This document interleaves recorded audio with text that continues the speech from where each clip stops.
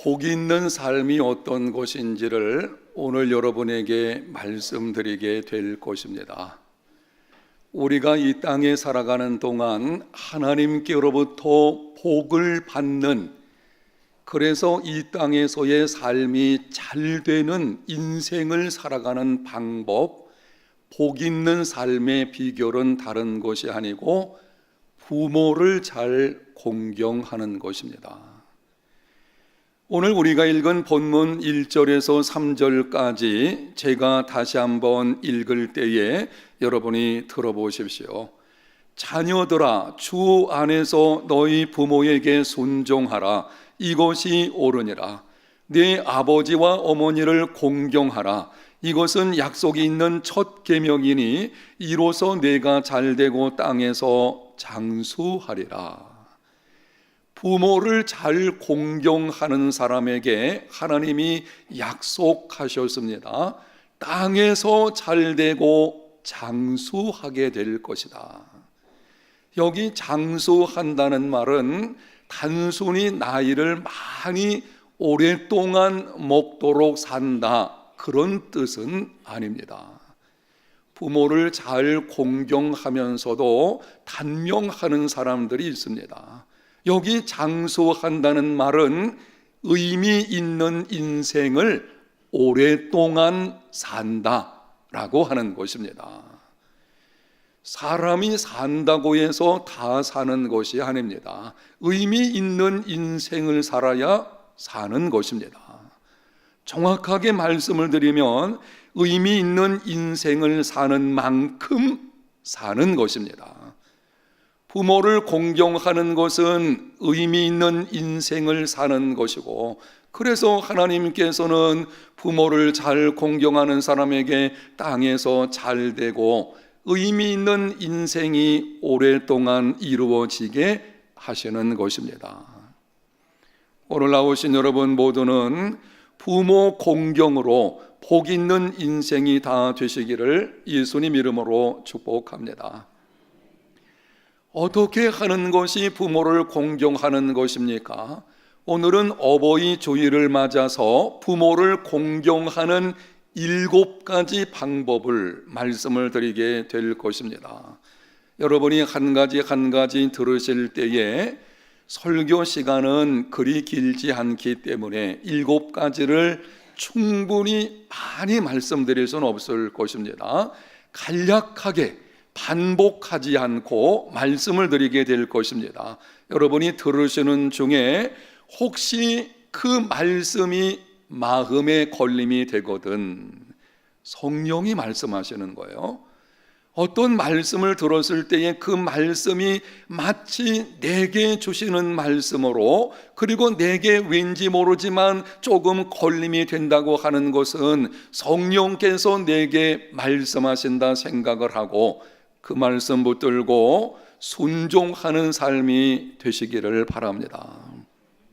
첫 번째로 부모의 권위에 순복하는 것입니다. 본문 1절 상반절에 이렇게 기록을 합니다. 자녀들아, 주 안에서 너희 부모에게 순종하라. 순종하라는 것은 부모의 권위에 순복하라는 것입니다. 모든 사람들은 어떤 형태의 권위 아래에 있습니다. 자녀에게는 부모가 있고 백성들에게는 정부가 있습니다. 아내에게는 남편이 있고 학생들에게는 교사가 있으며 교인들에게는 목회자가 있습니다. 그 모든 권위는 하나님께서 주신 것입니다. 우리는 하나님이 세우신 권위에 순복해야만 합니다. 무엇보다도 가정 안에서 부모의 권위는 하나님이 주신 것임을 알고 하나님의 말씀에 어긋나는 것이 아니라면 그 말씀에 순복하며 살아가는 이런 공경의 삶이 되시기를 바랍니다. 영국의 역사가 에드워드 기본이라는 사람이 로마 제국의 멸망사라는 책을 썼습니다. 많은 사람들에게 감동을 주는 참 좋은 책입니다.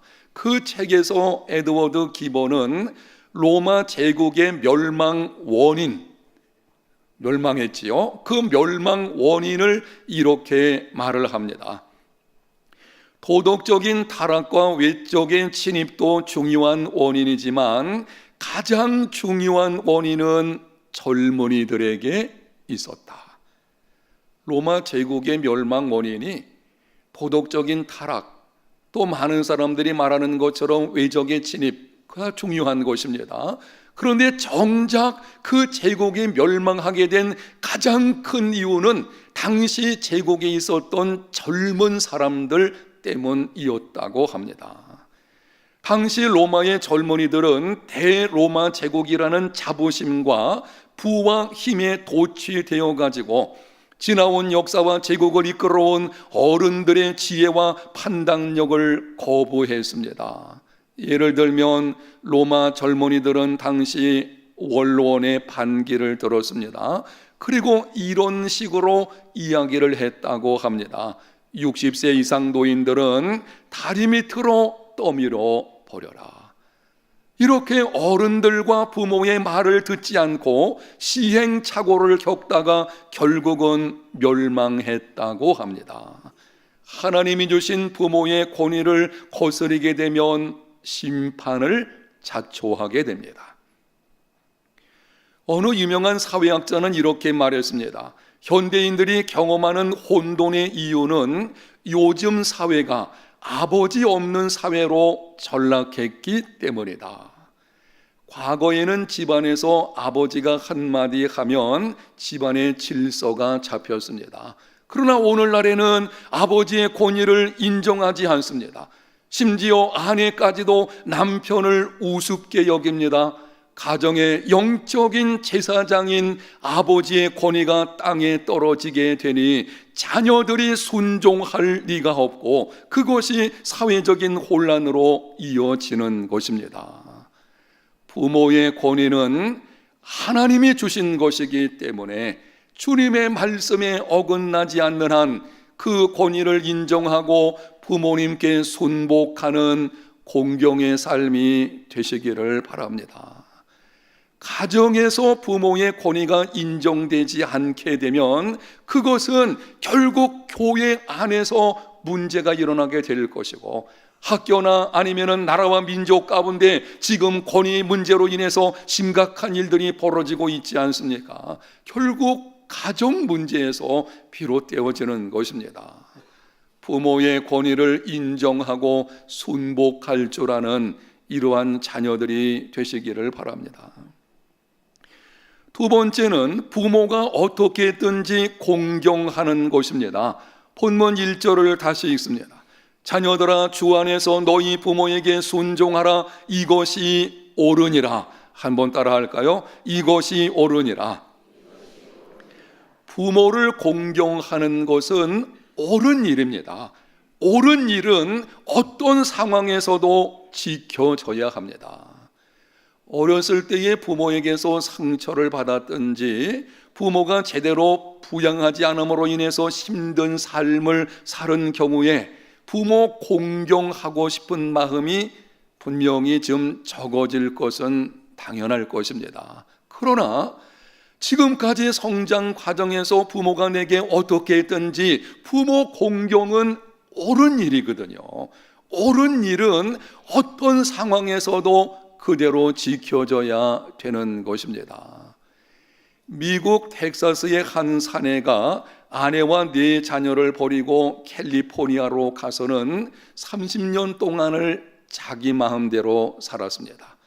이 사람이 죽음이 왔을 때에 한 푼도 남기지 않고는 죽기 직전에 유언을 하기를 나를 내 고향인 텍사스에 좀 묻어주었으면 좋겠다. 그 소식을 들은 아들들이 분노했습니다. 그가 아버지로서 우리에게 해준 것이 뭐가 있나? 그 사람 때문에 아버지도 하네요. 그 사람이 돼버린 거예요. 그 사람 때문에 어머니와 우리가 얼마나 고생을 했는데 왜 우리가 그 사람의 시신을 장례하는데 돈을 써야 한단 말이냐. 그런데 신앙심 깊은 큰아들은 아무 말도 하지 않고 캘리포니아로 가서 아버지의 시신을 가져다가 고향 땅에 장례를 치루어 주었습니다. 그리고는 불평하는 동생들에게 이렇게 말했습니다. 성경에는 내 부모를 공경하라 쓰여 있을 뿐 어떤 부모라는 말은 없지 않느냐. 사랑하는 성도 여러분, 성경에는 어떤 부모라는 말씀은 없습니다. 부모 공경에 조건이 붙어 있지 않습니다. 부모가 너에게 이렇게 주었다면, 어렸을 때부터 지금까지 너의 삶에 사랑을 베풀고 많은 것을 공급해 주었다면 네가 부모를 공경하라, 그런 방식으로 조건이 붙어 있지 않습니다. 왜 그렇습니까? 옳은 일이기 때문입니다. 옳은 일에는 조건이 있을 필요가 없는 것입니다. 옳은 일은 손해가 되어도 힘이 들어도 심지어 죽음이 찾아와도 지켜야 하는 것입니다. 오늘 나오신 여러분들 중에 혹 부모로부터 받은 상처가 있다고 하면 하나님이 그리스도 안에서 나를 용서하신 것 같이 이제 그만 용서하시기를 바랍니다. 그리고 부모를 공경하십시오. 옳은 일이기 때문에 내가 받은 상처, 내가 지금까지 힘들었던 인생의 모습들, 그것도 물론 중요하다고 하지 않을 수는 없을 것입니다. 그러나 옳은 일이기 때문에 이제는 용서하고 부모를 잘 공경하는 성도들이 다 되시기를 바랍니다. 세 번째는 부모님을 있는 그대로 존중히 여기는 것입니다. 2절 상반절에 이렇게 말씀합니다. 내 아버지와 어머니를 공경하라. 여기 공경하라고 하는 말의 히브리 원어가 카펫이라는 말인데요, 그 뜻은 무겁게 여긴다는 것입니다. 이 말이 명사용어로 쓰여질 때에는 우리 속에 있는 간을 가리키는 것입니다. 간은 인체에서 가장 큰 장기이며 중요한 기능을 하기 때문에 간에 이상이 생기면 심각한 문제가 일어나게 됩니다. 그만큼 부모를 귀중히 무겁게 여기라는 것입니다.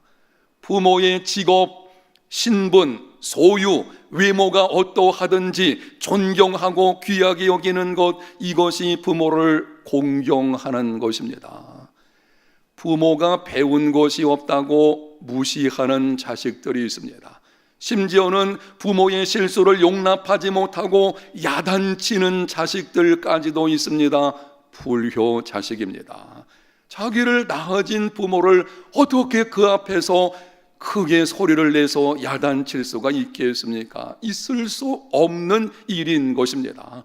또한 너무 똑똑해가지고 시부모를 향해서 눈을 동그랗게 뜨고 하나하나 따지는 며느리들까지 있습니다. 어머니 이거는 이렇고 저거는 저렇고 이렇게 하나하나 따지면서 부모를 가르치려고 하는 며느리가 있는 것을 보게 되는데요, 이런 며느리가 가정에 들어오면 불행합니다. 가정의 복을 차버리는 것과 같은 것입니다. 한번 따라합시다. 지나친 똑똑은 헛똑똑이다. 몇 해 전 신문에 기고되었던 한 아버지의 고백입니다. 제가 이 글을 읽으면서 저도 많은 공감을 했어요. 그래서 여러분에게 이 글을 한번 읽어드릴 것입니다. 여러분이 잘 들어보십시오. 29살에 아내가 산고를 치를 때 14시간을 기다려 자식의 울음소리를 들었다.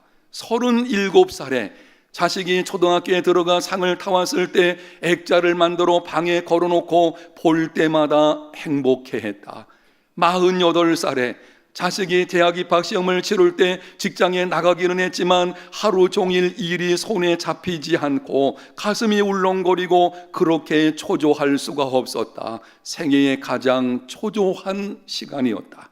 53살에 자식이 첫 월급을 타서 내의를 사왔을 때 쓸데없는데 돈을 썼다고 나무랐지만 밤이 늦도록 내의를 입어보고 또 입어보고 만져보면서 행복해했다. 61살에 딸이 시집 가는 날 딸은 도둑놈 같은 사위 얼굴을 쳐다보며 한박 웃음을 짓고 있는데 나는 멀찍이 서서 나이 들었지만 처음으로 눈시울이 뜨거워오는 것을 느꼈다. 아마 여러분 중에 나이 60 이상 되신 분들은 이 아버지의 고백이 가슴으로 다가오게 될 것입니다. 이것이 부모의 마음인 것입니다. 그 부모의 마음과 그 사랑 때문에 오늘 내가 여기 있게 되어진 것입니다. 우리가 볼 때는 부모님이 아무것도 해주지 않은 것처럼, 마치 나 혼자 인생을 지금까지 스스로 개척해서 온 것처럼 안 해요. 부모의 그 사랑과 그 정성과 마음과 수고가 있기 때문에 오늘의 내가 있게 된 것입니다. 그러므로 부모의 은혜를 안다면 부모를 있는 그대로 존중히 여겨야 합니다. 부모가 배웠든지 배우지 못했든지, 가지고 있든지 가지고 있지 못하든지, 외모가 초라해 보이든지 형편이 어떠하든지, 내 부모라는 그것 하나만으로도 부모를 존중히 여길 줄 아는 이러한 부모 공경하는 믿음의 사람들이 다 되시기를 바랍니다. 네 번째, 예수님을 믿지 않는 부모님을 전도해서 구원받게 하는 것입니다. 이 땅에서의 삶이 전부가 아닙니다.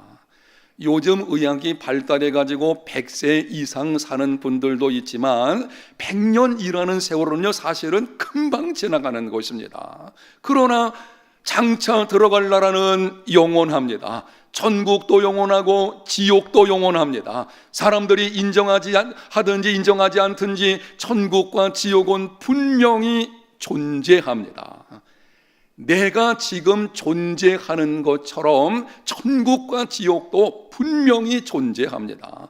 그러므로 영원한 나라에서 영생을 누리도록 부모님을 예수님 믿게 하는 것이 참된 효도입니다. 부모님을 전도하는 것은 쉽지 않습니다. 그래서 모든 기회에 섬기고 모든 기회가 있을 때에 전도해야 합니다. 예수님을 잘 믿는 어떤 아들의 이야기인데요, 이 아들이 나이가 들어가지고 결혼 정년기가 되었습니다. 부모님이 이야기를 합니다. 너 이제 결혼해야 되지 않겠냐? 예, 저는 부모님이 교회 나와서 예수님 믿기 전까지는 결혼하지 않겠습니다. 좀 지나서 다시 말합니다. 야, 너 그래도 결혼해야 되지 않겠나? 동일한 반복하는 말을 합니다. 저는 아버지 어머니가 교회 나와서 예수님을 믿기 전까지는 결혼하지 않겠습니다. 계속 그렇게 말을 하니 부모님이 어떻게 하겠습니까? 그냥 못 이겨서 교회 나오게 되었고 예수님 믿고 구원받는 역사가 있게 되었다고 합니다. 우리 교회에 신실한 믿음을 가진 어떤 부부, 이 부부는 하나님의 말씀을 들을 때에 어찌하든지 부모님을 좀 전도해서 천국 백성 돼야 되겠다, 그래가지고 한 가지 결단을 하기를 매주일 이른 시간에 남아서 예배를 드렸습니다. 우리 교회 이른 예배도 있고 일부 예배도 있으니까 하여튼 이른 시간에 남아서 예배를 드리고는 부부가 차를 타고 몇 시간을 달려서 시골에 있는 부모님에게로 갔습니다. 그리고 부모님을 모시고 시골교회 가서 예배를 드리고 그리고 나서 다시 돌아오고, 제가 기억하기에 거의 1년 정도는 아마 그런 게 아닌가 싶은데요, 그렇게 정성껏 하여튼 어떤 방식으로든지 부모님에게 전도하고 섬기려고 할 때에 그 부모님이 예수 믿고 구원받는 역사가 일어나게 되었습니다. 모든 기회에 섬기고 모든 기회에 전도해야 합니다. 저는 장례식을 인도할 때에 안타까운 마음과 곤란한 마음을 함께 가질 때가 있습니다. 사랑하는 사람을 먼저 보낼 때에는 안타까움이 있죠. 그런데 문제는 곤란한 마음이 있을 때가 있습니다. 돌아가신 분이 예수님을 믿었는지 그렇지 않은지 불확실할 때입니다. 자녀들이 구원을 점검하지를 않았어요. 그래서 이분이 돌아가시긴 했는데 예수님을 진짜 믿었는지 안 믿었는지 잘 모르는 것입니다. 이런 상황에서 장례식 설교할 경우는 천국 가셨다고 말하기 어렵습니다. 그러니 장례 설교할 때에 고인이 천국 갔습니다, 그게 진정한 위로가 될 텐데 그 말을 할 수가 없는 것입니다. 그냥 가족들을 위로하는 몇 마디 설교로 끝날 때가 많이 있습니다. 어떻게 해야 합니까? 기도하십시오. 정성을 다해 공경하십시오. 예수님을 믿는 자녀가 다르다는 것을 보여주십시오. 복음을 증거하십시오. 그리고 구원의 확신을 점검하십시오.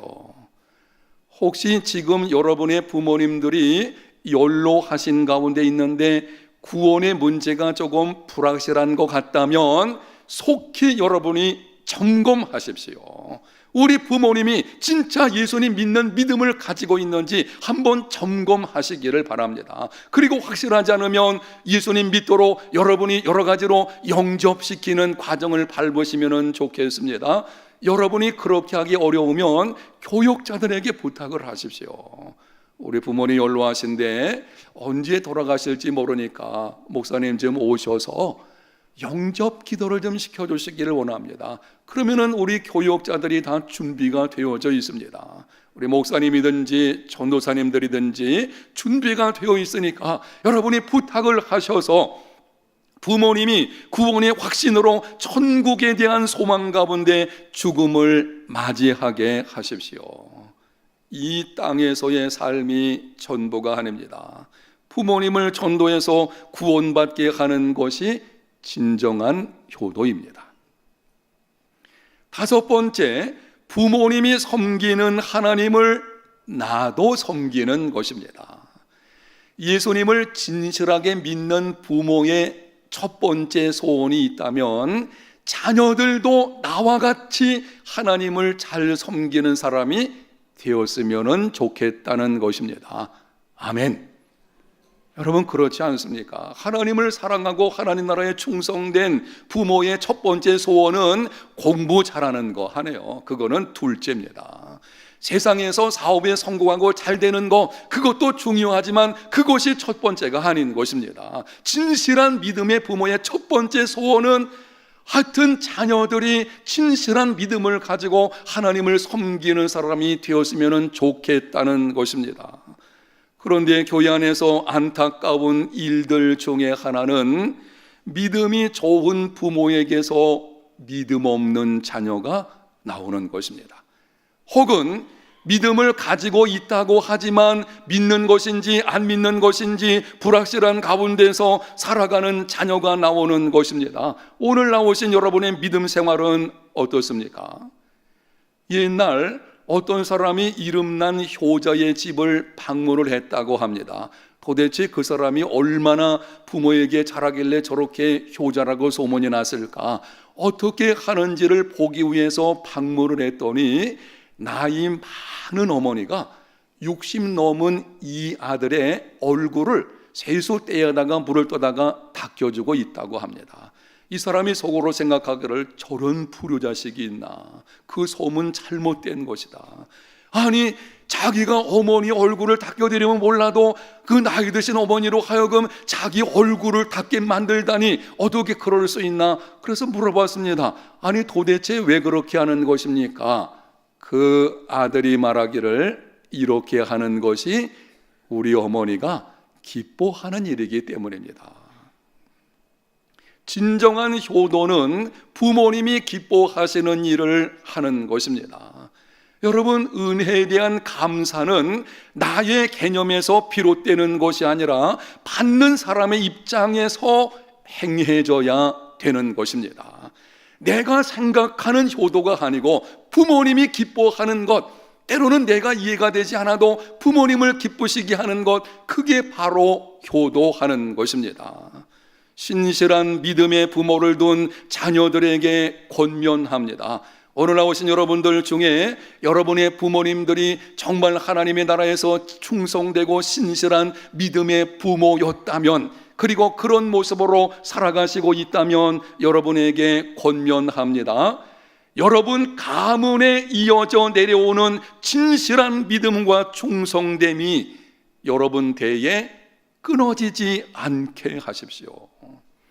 가장 불행한 일 중에 한 가지는 믿음의 대가 끊어지는 것입니다. 선조 때로부터 그렇게 진실함으로 하나님을 섬겼는데 나의 당대에 믿는 것인지 안 믿는 것인지 희미하게 살다가 결국 그것이 자녀들 대해서는 끊어지게 만드는 이런 일이 일어나서는 안 될 것입니다. 육체 연습은 약간의 이익이 있지만 경건은 범사에 유익합니다. 금생과 내생에 복이 있는 것입니다. 경건한 믿음의 가문을 이루는 것은 복 중에 복인 것입니다. 형식적인 믿음 생활함으로 이 복을 차버리지 마십시오. 부모님이 섬기는 하나님을 나도 섬기고 부모님이 신실한 믿음으로 산 것처럼 나도 신실한 믿음으로 살고, 이것이 부모를 공경하는 것입니다. 이러한 자녀들이 다 되시기를 축복합니다. 여섯 번째는 경제적 능력이 없는 부모님을 부양하는 것입니다. 디모데전서 5장 8절, 누구든지 자기 친족, 특히 자기 가족을 돌보지 아니하면 믿음을 배반한 자요 불신자보다 더 악한 자니라. 예수님을 믿는다고 하면서도 자신의 가족을 돌아보지 않는 사람, 부모가 늙어서 경제적인 능력이 없는 것을 알면서도 봉양하려고 하지 않는 성도, 성경이 분명히 말씀을 합니다. 믿음을 배반한 자요 불신자보다 더 악한 자니라. 이 말씀의 근거에서 주님의 이름으로 여러분에게 권면합니다. 여러분 부모님이 경제적인 능력이 없으시다면 이렇게 하십시오. 예배 끝나고 집으로 돌아가거든 부부가 함께 머리를 맞대고 의논하십시오. 경제적 능력이 없는 우리 부모님 얼마나 생활비를 드릴 것인지 의논하고 부양하십시오. 넉넉한 삶이라면 넉넉한 대로, 부족하면 부족한 대로 하면 되는 것입니다. 내 삶이 적지 생활이 좀 빠듯하다고 하여도 부모님을 섬기는 것이 옳은 일을 알고 그 중에 적은 것이라도 섬기게 되어지면 그것이 참된 공경이 이루어지게 되는 것입니다. 여러분, 부모님에게 생활비와 용돈 드리는 것은 복의 씨앗을 심는 것입니다. 따라합시다. 복의 씨앗을 심는 것이다. 없어지는 것이 아니에요. 부모님에게 용돈 드리는 거 없어지는 거 아닙니다. 그건 내가 내 인생의 복의 씨앗을 심는 것입니다. 반드시 때가 되면 싹이 나고 자라나서 열매를 먹게 될 줄로 믿습니다. 부모 공경 중에 경제적인 측면에서 돕는 것 아주 중요한 것입니다. 보이는 부모님을 섬기지 못하면서 보이지 않는 하나님을 섬긴다, 어불성설이죠. 그건 있을 수가 없는 것입니다. 마지막 7번째, 부모님이 살아계실 때 효도하는 것입니다. 하나님이 주신 10가지 계명들을 보게 되면은 9가지는 내가 평생 동안 지킬 수 있는 것입니다. 그러나 한 가지는 내가 지키고 싶어도 지키지 못할 때가 오는 계명입니다. 5번째 계명, 내 부모를 공경하라. 부모 공경은 부모님이 살아계실 때에만 지킬 수가 있는 것입니다. 부모님 돌아가시면 내가 섬기고 싶어도 섬길 수가 없는 것입니다. 부모님이 살아계실 때에 잘 공경해야 합니다. 오래전에 있었던 일입니다. 제가 잘 아는 상당히 사회적인 신분을 가지고 있는 어떤 사람의 이야기입니다. 이 사람의 어머니가 나이 많아 늙어가지고 치매 증상이 찾아오게 되었습니다. 그랬더니 이 부부가 머리 맞대고 의논한 것이 어머니를 저 어느 친척집에다 좀 맡겨놓고 그리고 그 친척집에 생활비를 조금 주면 좋겠다. 그리고는 그냥 맡겼어요. 가끔 어머니를 찾아와서 뵙게 되어지는데요, 그 당시 치매가 점점 심해짐으로 인해 가지고 어머니가 똥을 싸가지고 벽에 막 바르고 그랬거든요. 그 방에서 냄새가 지독한 것입니다. 그 냄새 난다고 이 부부가 와가지고는 들여다볼 때 방에 들어가지도 않습니다. 그냥 삐끔 열어 쌍끔 보고서 가버리는 것입니다. 그렇게 하다가 얼마 후 어머니가 돌아가셨습니다. 그러자 이 사람은 어머니 장례식을 할 때에 묘지를 만들고는 그 묘지 앞에서 굵은 베옷을 입고 통곡하면서 며칠 동안 음식을 먹질 않았습니다. 그걸 보고 동네 사람들이 야, 저 사람은 배운 것도 많은데 참 효자 났구나. 제가 그거를 보면서요, 그 소리 들으면서 인정하지 않았습니다. 살아계실 때에 잘 공경하는 것이 진정한 효도이지, 돌아가신 후에 베옷을 입으면 무슨 소용이고 그 앞에서 음식을 안 먹고 고구를 한다고 한들 며칠 동안 그렇게 하는 거, 저는 그 당시 그런 생각이 들었어요. 저거 사람들에게 보이려고 하는 것이 아니냐. 여러분, 부모님이 살아계실 때에 효도하는 것이 진정한 공경입니다. 중국 고전 한시비전에 다음과 같은 말이 나옵니다. 나무는 고요히 있으려 하나 바람이 그치지 않고 자식이 부모를 복례하고 싶으나 기다려주지 않으십니다. 한 번 가면 다시 뵐 수 없는 것이 부모입니다.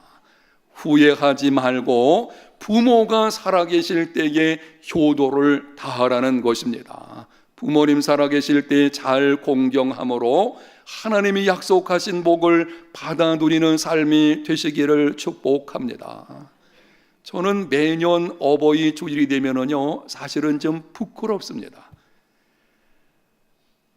효도하라고 제가 설교는 하지만 목회 일정이 바쁘다고 해서 부모님 살아계실 때에 잘 찾아뵙지를 못했거든요. 지금은 다 돌아가셨죠. 돌아가신 지가 오래된 것입니다.